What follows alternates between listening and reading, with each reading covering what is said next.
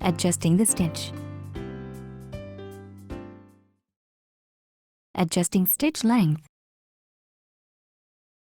The standard stitch length setting for serging stitches is 3. To adjust the stitch lengths, turn the stitch lengths dial. The smaller the number, the shorter the stitch.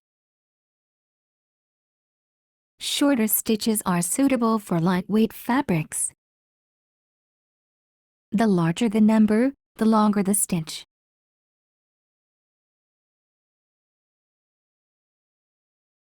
Longer stitches are suitable for heavyweight fabrics. Adjusting differential feed ratio. Set the dial at 1.0 for regular sewing. Adjust the differential feed ratio when sewing fabrics that tend to stretch or pucker. The differential feed ratio can be altered by turning the differential feed dial.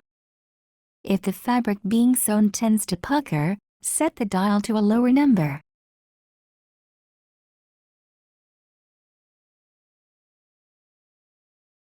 If the fabric being sewn is stretchy, set the dial to a higher number.